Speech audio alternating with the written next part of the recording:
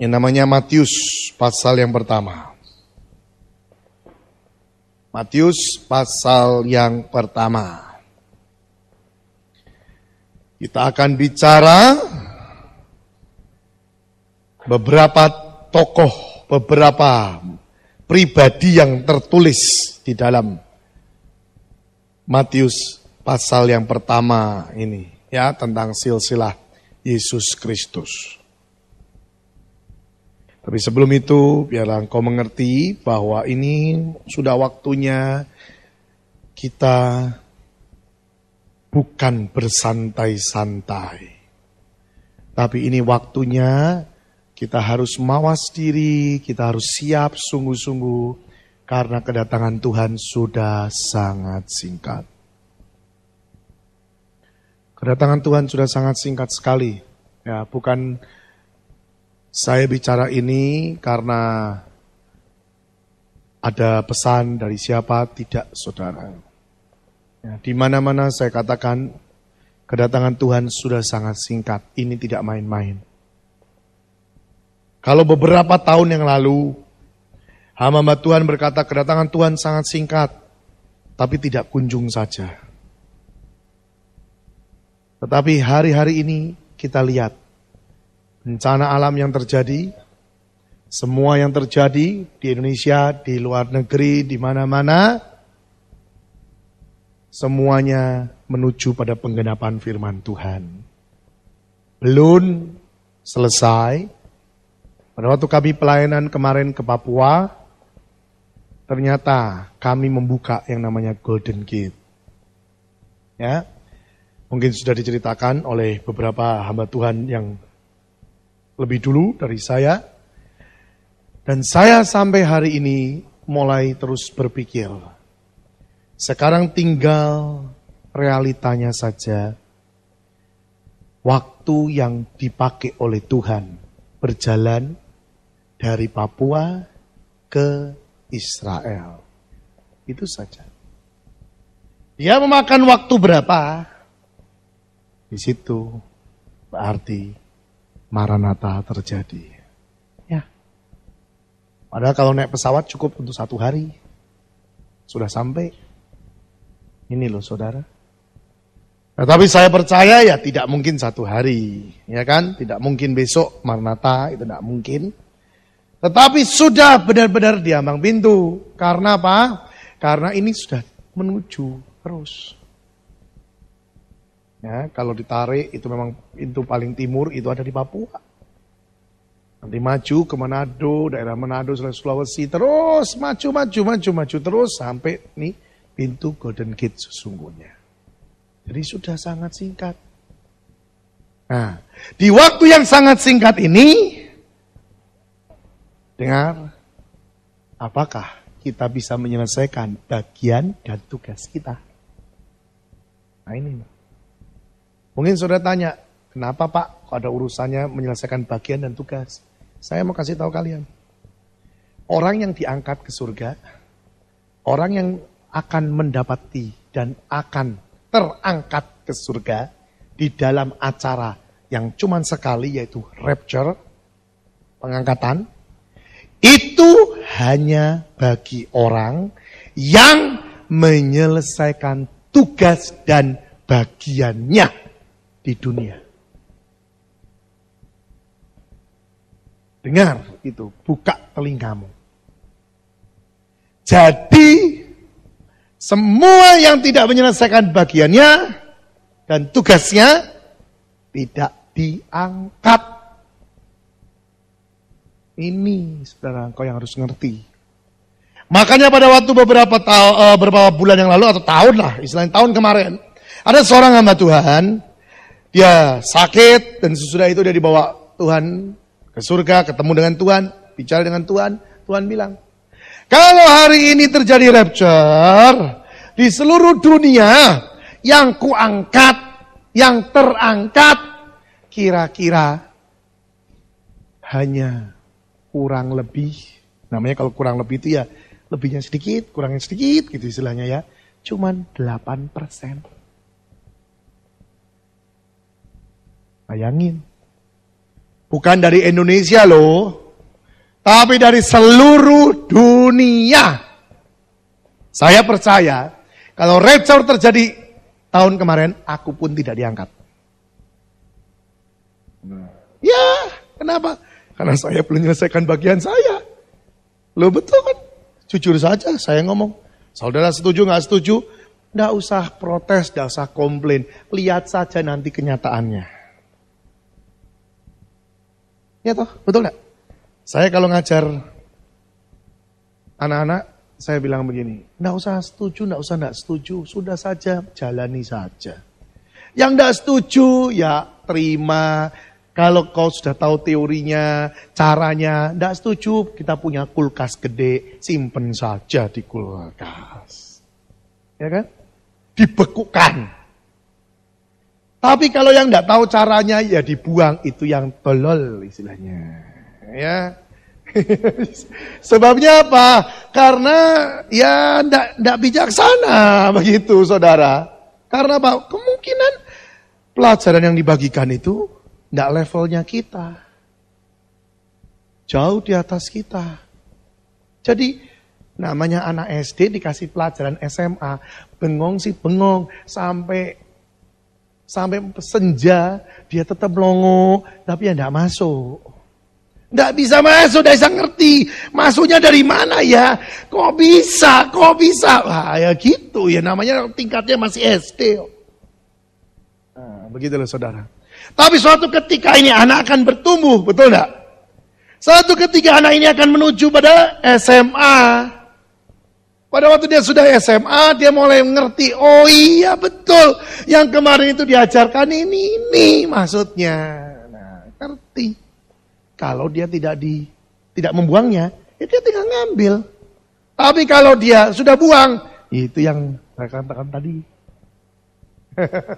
Ya kan? Kenapa? Dia harus mencari lagi. Gitu loh istilahnya. Ya. Tetapi kalau saudara mau meresponi, saudara berkata, Tuhan, aku mau belajar lah Tuhan. Biarpun tidak nyampe, tapi aku mau ikut. Aku mau belajar masuk. Paksakan Tuhan. Engkau memaksakan aku untuk aku sampai. Ya, siap. Tetapi ada konsekuensinya. Dipaksa Tuhan bukan gratisan. Ya, dipaksa Tuhan bukan ketawa-ketawa. Dipaksa Tuhan kebanyakan 80% tangisan. Iya. Kenapa? Karena banyak kali manusia tidak pernah bisa berubah karakternya kecuali melalui kehancuran atau penderitaan. Betul? Kalau dikasih tahu tidak nurut, nanti kalau sudah ngalami, sudah masuk rumah sakit, nah barusan Tuhan ampuni betul engkau hidup. Nah iya. Betul kan? Makanya Tuhan itu dengan kasihnya, dia tidak sungkan-sungkan loh. Mengambil anggota tubuhmu, karena lebih baik tidak komplit tapi masuk surga. Daripada komplit masuk neraka. Gitu kan? Saya punya teman, orang tua anak TSOA angkatan kemarin, matanya tinggal satu. Tapi setiap kali saya bawa firman yang tentang mata satu masuk surga, dia bilang, betul, amin. Kenapa? Lah kok pas yang terambil ya mata kanan. Tuh, pas sesuai dengan firman, pokoknya dia menggenapi firman. Dia menggenapi firman dengan sungguh. Dia seorang bandar narkoba. Dia anak Tuhan dulunya, tapi terus jadi narkoba, jadi wah segala macam amburadul, pulang jam 3 pagi, bangun jam 12, jam 3 sore sudah masuk lagi di night club lagi, pulang lagi jam 3. Tapi luar biasa loh, perginya suami istri loh. Hebat ya? Kenapa coba? Karena dia punya pikiran gini, kalau aku pergi sendiri pasti istriku ngomel, sudah tak bawa sisan. Jadi dia menghancurkan istrinya dengan narkoba juga. Jadi dua-duanya narkoba.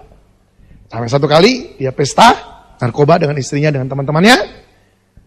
Pulang, Dia nggak kuat, dia tidak teler, istrinya yang mengendarai mobil. Istri yang mengendarai mobil, nggak taunya istrinya juga teler sebenarnya. Cuman istrinya masih on sedikit, istilahnya masih bisa lihat sedikit. Nggak taunya benar dekat, sudah rumahnya, nyebrang itu rumahnya. Itu tiang listrik disikat, hancur saudara. Dan yang lebih luar biasa lagi, itu kaca semua masuk di mata daripada si pria ini, dan kepalanya ngelokop. Jadi dari sini terbuka. Bagus kan? Kayak film. Saya diceritain, saya lihat, waduh kayak film-film ya, ini bisa. Ternyata kalau ini ngelokop itu jadi seperti ngelenting, saudara. Seret, itu buka. Kalian kan belum tahu kan, otakmu sebesar apa? Saya pernah lihat, tabrakan jeda, duk, plok, keluar itu otak segini. Itu tidak usah sungkan-sungkan, tidak usah nunggu-nunggu waktunya, langsung take off. Langsung kembali, saudara. Kembalinya tidak tahu kemana, ya cuma ada dua jalan sih, surga atau neraka, itu istilahnya. Lumayan kalau langsung take off-nya langsung masuk surga. Tapi kalau masuk neraka itu bahaya, ya. Jadi pada waktu itu saya diceritakan, dan memang betul dokter lihatnya juga, dokternya sudah angkat tangan langsung. Dokter angkat tangan. Karena sudah seperti itu. Langsung dilarikan ke Singapura. Pas dilihat sama orang dokter di Singapura, gede-gede. Itu pada waktu masuk rumah sakit, istrinya ngomong gini, sudah Pak, kita kembali ke Tuhan. Apa Tuhan? Duh, sudah begitu loh. Kok masih nggak mau kembali ke Tuhan? Dia masih ngomongin, apa Tuhan? Ekstasi itu enak. Masih ngomong gitu, saudara. Bahkan teman-teman yang menengok, masih ngomong gini, saya keluar, kita pesta lagi. Loh, masih gitu, saudara. Tuhan mungkin mikirin gini, oh bagus, belum. Cukup ya, satu lagi tak kasih. Nah, itu biasanya Tuhan tuh begitu. Bawa ke Singapura, akhirnya dokter Singapura angkat tangan. Satu mata diselamatkan bisa, tapi satu mata diamputasi. Nah, pada waktu mata ini diambil, di situ dia bertobat.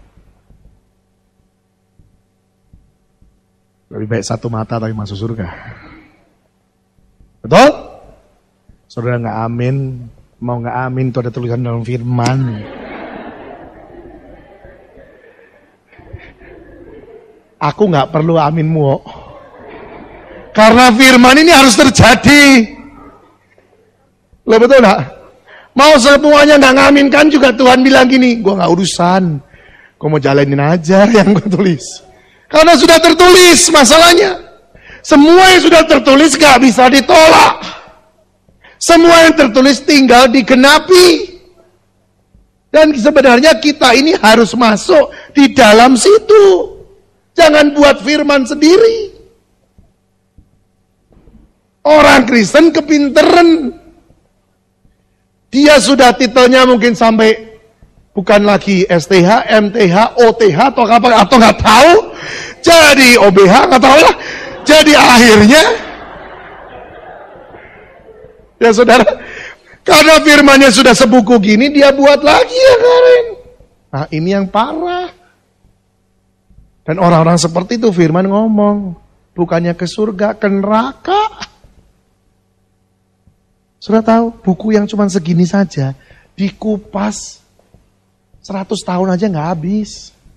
Kok buat buku baru, buat apa? Nyusah-nyusahin. Ya kan? Ini saja dikerjain. Semua yang tertulis di sini coba lakuin. Loh, saya membawakan firman ini sudah gak bisa dihitung mungkin saudara. Tapi tetap saja gak sama kok.